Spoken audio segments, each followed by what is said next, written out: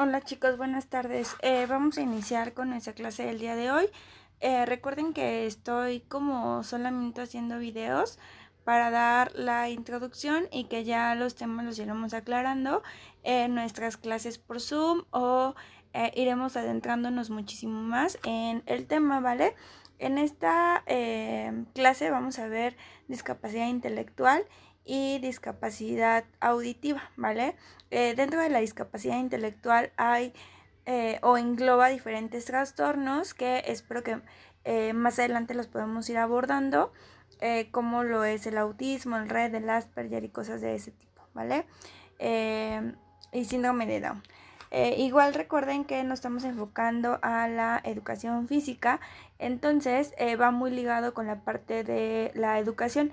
Por eso es que estamos viendo cómo las características de una escuela inclusiva hacia esa discapacidad y posteriormente, bueno, pues ya nosotros iremos en la práctica viendo cómo podríamos generar algunas adaptaciones en nuestra clase, ¿vale?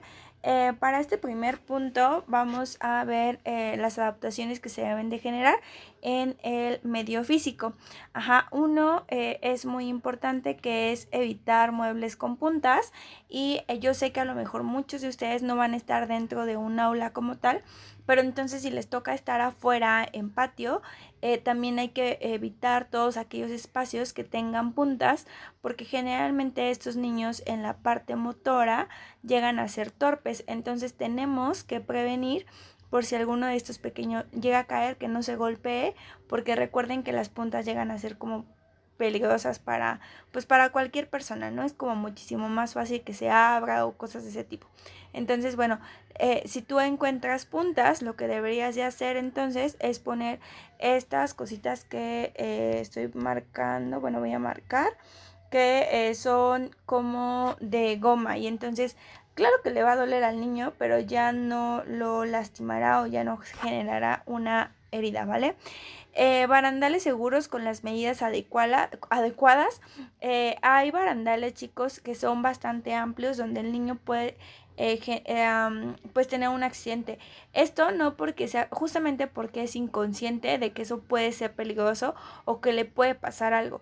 Si a los niños regulares, ¿no? O sea, sin ninguna discapacidad, esto les pasa muchísimo. Ahora imaginen a los que pues tienen alguna discapacidad intelectual muchísimo más. Recuerden que la discapacidad intelectual es aquella persona que tiene el coeficiente intelectual por debajo de la norma, y hay diferentes tipos, como el leve, moderado, severo y profundo. Dependiendo del grado en el que se encuentre o el nivel en donde se encuentre, va a ser pues las características que él presente, ¿vale? Por lo general también suelen tener problemas en el lenguaje, problemas obviamente en lo cognitivo y problemas en lo psicomotor. Entonces, todas esas áreas tendríamos que estar estimulando. En esta parte de los barandales, bueno, yo les pongo el ejemplo de ese niño que queda atorada su cabeza, y eso es a lo que ustedes se van a enfrentar porque justamente van a estar en patio. Entonces, segurito van a tener situaciones así. Y es por eso que tenemos que como ser muy observadores en todos esos lugares que nuestro niño, pues, que pone a nuestro niño en peligro. Y no van a estar en aula, pero en caso de que estén en aula o en un lugar donde haya puertas y se puedan quedar encerrados, poner pues algo, lo que ustedes quieran, pero con el fin de que nuestro niño no se quede encerrado. Eso llega a pasar incluso mucho en los baños, ¿no? Entonces es importante tener como las adaptaciones para que estos niños no tengan algún accidente. Y por último, es que si vamos a tener información, tengamos algo que se llama lectura fácil. Justamente es una lectura que es fácil de leer para las personas que no pueden comprender al 100 el contenido. Es decir, si tú vas por alguna razón a trabajar en aula y les vas a enseñar algo teórico, trata que esa parte teórica sea muy sencilla de leer para ellos, porque solamente así lo van a poder comprender. Sé que ustedes generalmente están en patio, en cancha, pero por si algún momento les toca, bueno, pues no tengan algún problema, ¿vale? Después tenemos las adaptaciones a la metodología de la enseñanza, y aquí pues Voy a hablar como en rasgos muy generales porque justamente ustedes van a estar como más en la parte motora. Pero esto sí me interesa. Desarrollar habilidades adaptativas. Las habilidades adaptativas, chicos, son, ya lo habíamos platicado, son todas aquellas características o cualidades que nosotros tenemos para nuestra vida diaria, ¿no? Como entender que es peligroso, cuando tengo frío, cuando tengo hambre, la parte social, ¿no? No sé, como muchas cosas que ocupamos en el día a día, desde recibir un cambio, poder identificar a lo mejor que el fuego me puede hacer daño o que no le puedo llegar y pegar a las personas, ¿no? Que tengo que salir a lo mejor pues obviamente vestida, no desnuda, o sea, hay niños que esta parte no la dimensionan y bueno, nosotros sí, entonces tenemos que generar estas habilidades. ¿Cómo podrías generar tú las habilidades adaptativas desde la parte del deporte o de la educación física, desde tu licenciatura? Es que sí, porque tú vas a desarrollar justamente en muchas ocasiones la parte psicomotora o la parte de motricidad fina, motricidad gruesa. Entonces, esto nos va a ayudar a las habilidades adaptativas. Habilidades adaptativas va a que el niño aprenda a abrocharse las agujetas. Y probablemente si tú estás en la parte de psicomotricidad o en un departamento de psicomotricidad o estás en terapia ocupacional, cosas de ese tipo que sí se relacionan con su carrera, esto va a ser importante. Este punto se tendrá que desarrollar. Vamos a generar, y esto es algo que ustedes sí lo practican mucho, que son las actividades lúdicas que faciliten los lapsos de atención más largos. Hace un tiempo ya en la escuela se puso, o en las escuelas estaba mucho como toman una clase, salen 10 minutos de activación física, regresan y otra vez toman clase. Esto con el fin de que la atención más bien se tenga un periodo atencional muchísimo más largo. Entonces, cuando es educación física, por ejemplo, yo les decía que los chavitos por general es una actividad que disfrutan bastante y es una clase que les gusta, pero aún así puedes llegar a ser cansado o tedioso para ellos. Si ellos no comprenden el lenguaje que tú les estás manejando, seguramente ellos van a abandonar esa misión. Entonces es importante que tengas material que llame mucho su atención y que sean actividades lúdicas y que tu lenguaje lo corrijas a modo que te entiendan ellos. Si tú le dices un término relacionado con tu carrera, seguramente ellos no lo van a entender. Por ejemplo, si tú le dices, ay, no sé, un término de tu carrera. Un salto mortal, ¿no? No sé. Puede que otro niño te lo pueda identificar a la segunda, tercera que tú le dices, pero este niño seguramente no lo va a identificar. Entonces, en muchas de las ocasiones, no es que no lo hagan porque no pueden o porque no quieren, sino porque no comprenden la instrucción. Entonces, es súper importante que la instrucción sea lo más corto y lo más clara posible. Háblale con las palabras más sencillas que ubiques, justamente para que sea más fácil de que ellos puedan comprender esa instrucción, ¿vale? Trabajar con periodos cortos. Si tú mantienes una actividad por mucho tiempo, al igual que ustedes, chicos, la van a abandonar. Entonces sí es importante que sean lapsos muy pequeños y que cambies a otra y de otro rato, 10 minutos, no sé, y cambies a otra, pero que ese lapso de tiempo no sea tan largo. Ayudarle y seguirle hasta que pueda hacer la actividad solo. Yo les decía que los niños con discapacidad intelectual generalmente tienen un retraso psicomotor y que pues esta parte motora va a estar pues dañada o entorpecida. Entonces aquí sí es mucho de pues dedicarle muchísimo más tiempo, ¿no? Sé que también es complicado, pero yo les aseguro que en muchos de los casos solamente es como un poquito más de tiempo y ellos pueden hacerlo sin ninguna bronca. O sea, si tú pones un circuito y le dices a los niños qué deben de hacer en cada estación, los niños regulares, por ejemplo, te lo pueden hacer sin bronca, pero estos niños no. Entonces, en esas tipo de actividades no los dejes solo.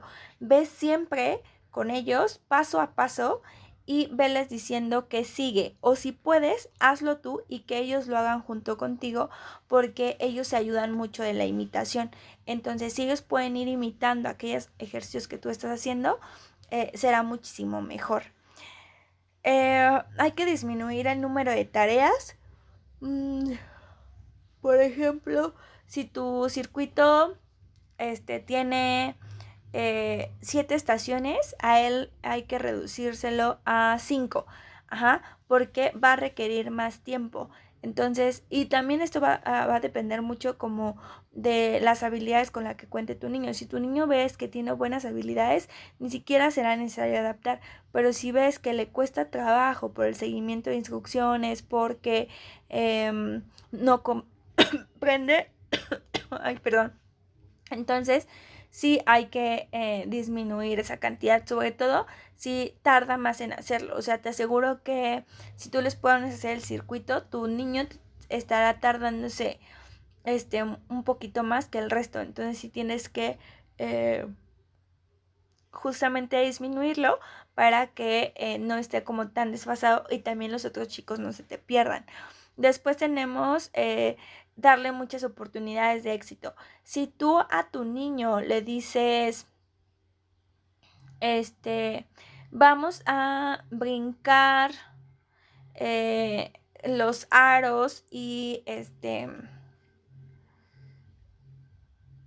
no sé, terminando de brincar los aros, avientas la pelota a esta canastilla y está a 3 metros de distancia esa canastilla, te aseguro que tu niño se va a frustrar. Lo que platicábamos en las clases Zoom, que si tú le das actividades a tu niño que sean muy complicadas para él, se va a frustrar y lo va a dejar. Si le dejas actividades muy fáciles, se va a aburrir y lo va a dejar porque ya es algo que conoce. Entonces tienes que medir exactamente como un intermedio que no sea tan difícil pero tampoco tan fácil para mantener ese periodo atencional.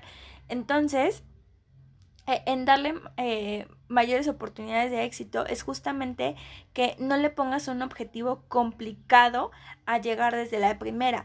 O sea, sí dile, bueno, vamos a brincar los aros, pero si tú no sabes brincar con los 2 pies, bueno, vamos a brincar 1 y 1. Y esa canastilla, en vez de estar a 3 metros, va a estar a 1. Y entonces él va a tener mayores oportunidades de éxito porque está muchísimo más cerca. En ese momento que él logra hacer esa actividad, tendrías que pues estimularlo, facilitarlo, condicionarlo así como en algo muy positivo, ¿no? Es decir, que él vea la emoción que te genera el que él esté llegando a ese éxito, a esa actividad, ¿no? Que lo pueda estar haciendo. Y poco a poco irle aumentando la dificultad justamente para que él vaya motivándose. Si nosotros le dejamos desde la primera que le atine a 3 metros, pues es evidente que no lo va a hacer, entonces se va a frustrar y te va a mandar al carajo tu actividad. Por eso es importante ir subiendo poco a poco y que no le pidas así como todo de jalón, ¿vale? Después tenemos adaptaciones en la evaluación. Esto sí es algo que te va a tocar, ¿vale? Primero, ay, perdónenme chicos, me dio un ataque de sueño. Primero vamos a ver sus capacidades intelectuales. ¿Con qué capacidad intelectual cuenta mi niño? Justamente para saber cómo yo me voy a dirigir con él, qué actividades tan complejas voy a dejar.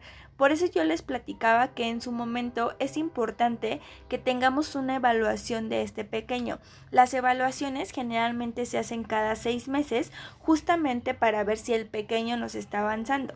Desde la parte educativa, lo que se hace, chicos, es que, bueno, tengo este chico con discapacidad intelectual. Bueno, con cualquier discapacidad. Mandes a hablar a los papás o a la mamá o al tutor y entonces él te tendría que estar diciendo como con qué habilidades cuenta este pequeño. Eso puede ser desde la parte hablada, ¿no? Y lo ideal es que los niños tengan una evaluación. Esta evaluación pues en diferentes áreas y si es por diferentes especialistas pues mucho mejor porque tú podrás observar que cada uno pues tiene como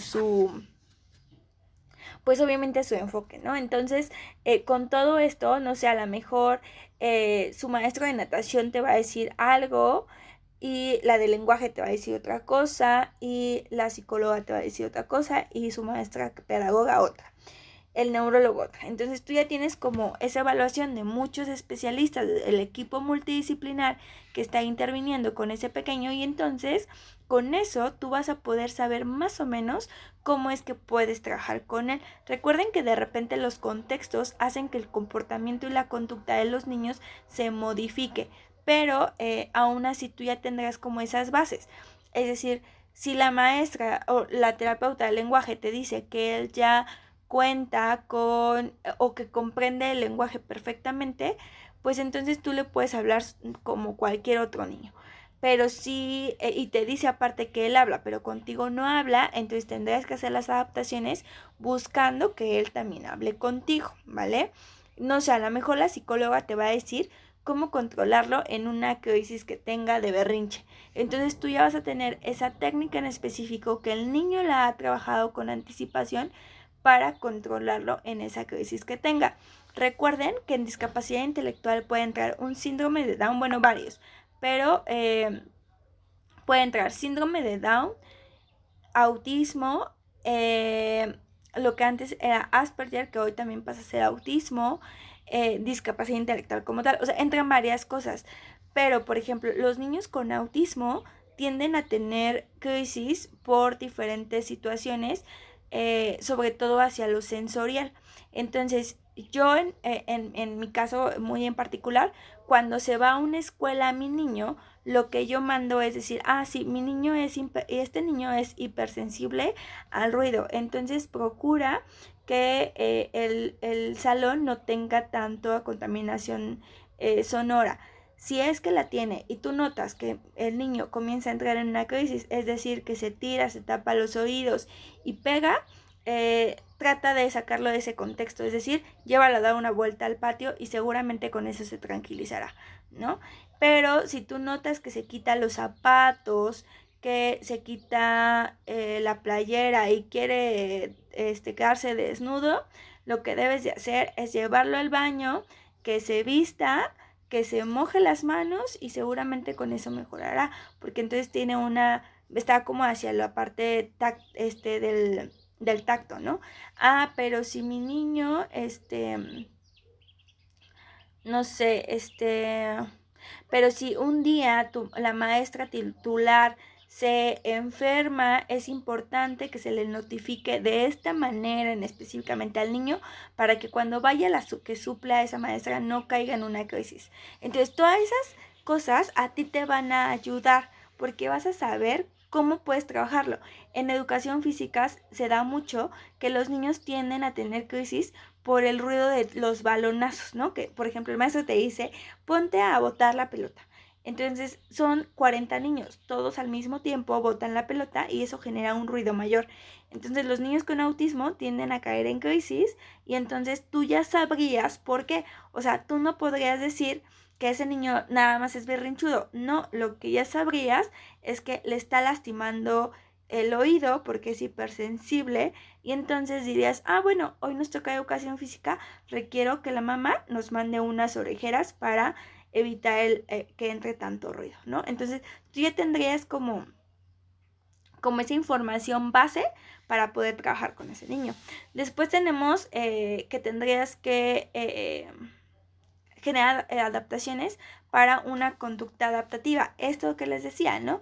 Y de las habilidades adaptativas, que justamente él a lo mejor sepa comunicarte que le anda del baño y que no se te haga en la clase de educación física, que él sepa comunicarte si tiene sed, si ya se cansó, si le lastima el ruido, si no te comprende, o sea, que sepa identificar esto que él no está comprendiendo y que aparte te lo comunique o que puede ejecutar esas actividades, que puede incluso hacer equipos, ¿no? Porque en muchas de las ocasiones se da que hacemos equipos y entonces, pues, ¿cómo puedo hacer para que ese niño socialmente pueda encajar en su equipo, ¿no? Sin que me genere un problema.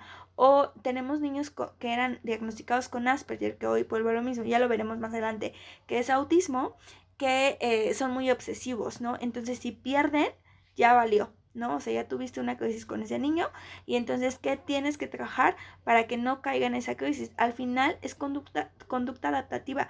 Todos en algún momento hemos perdido y eso es algo natural y algo que lo aceptamos, pero de repente a estos niños les cuesta trabajo, ¿va?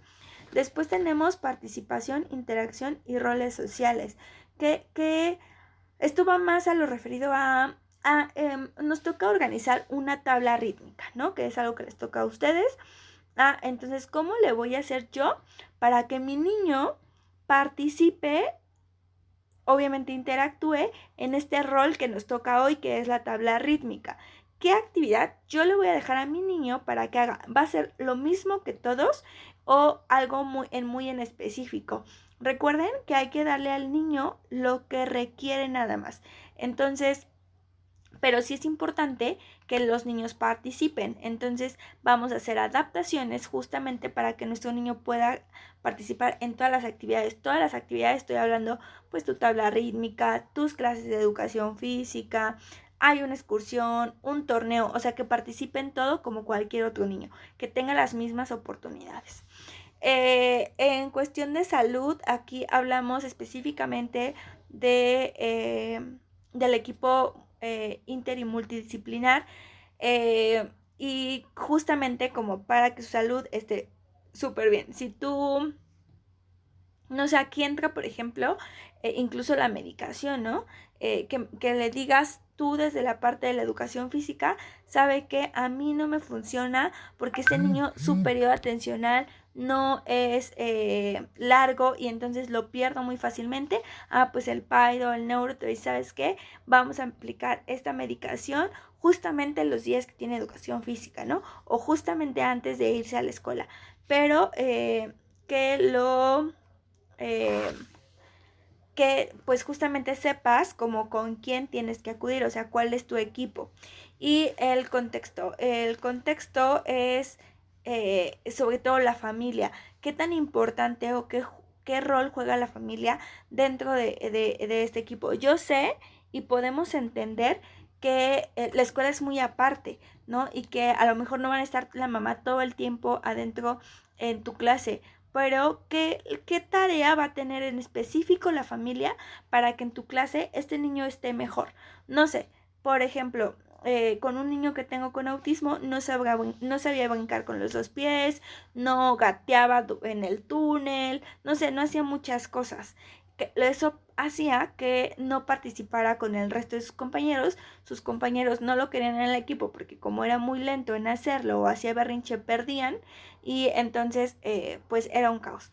Lo que hicimos, bueno, lo que hizo el maestro de educación física fue avisar a la mamá que esas cosas en específico se tenía que poner a practicar en casa y entonces fue como nos mejoró. Ahí la importancia del contexto. El contexto, el más importante pienso yo que es la familia, ¿vale? Pero también está el contexto educativo, es decir, que los papás también acepten a estos niños, los papás de niños regulares, que el resto de los papás sepan que sus hijos van a convivir con este niño con X discapacidad, ¿vale? Y que sea algo normal justamente para generar una inclusión. Y las adaptaciones al material de apoyo. En educación física en específicamente no hay como muchas adaptaciones porque es mucho material lúdico, entonces no hay tanto problema. Pero si te toca estar por alguna razón en aula, sí hay que saber específicamente qué es lo que tienes que ocupar. Por ejemplo, yo aquí estoy poniendo este marcadorcito que es un agarre, un soporte justamente para los que tienen problemas en la motricidad fina, ¿no? Este otro es generado como hacia las habilidades adaptativas y este es uno de los más importantes, que es justo para generar rutinas en los niños, que sepan qué sigue después. Bueno, ya estuve en mi clase de matemáticas, pero ahora me toca la de español, después me toca salir al recreo y después de ahí me toca educación física, ¿no? Y ya en tu clase, tendrás entonces que generar una donde diga, bueno, nos va a tocar primero estar con, no sé, dar 5 vueltas corriendo, ¿no? Después de hacer el calentamiento, vamos a jugar a conejos y conejeras. Obviamente con imágenes. Y después de jugar ese, vamos a jugar a los barcos. Y después de barcos, vamos a jugar una cascarita de fútbol. Ajá. Entonces, estás anticipando para que ese niño sepa qué hacer. Porque resulta que a este niño es obsesivo y entonces solamente le gusta jugar conejos y conejeras. Cuando llegues a jugar fútbol, este niño va a tener una crisis y entonces, porque no sabía que tenía que dejar en algún punto esa actividad que le gustaba tanto. Entonces, con esta secuencia con imágenes, tú le vas a decir al comenzar la clase, mira, vamos a hacer esto, esto, esto y esto. Entonces el niño va a tener como chance de procesar todas esas actividades que van a suceder y vas a ver como muchísimo más fácil que tiene que dejar una actividad porque sigue otra, ¿vale? Y hasta ahí. Creo que sí. Vale, pues chicos, muchas gracias.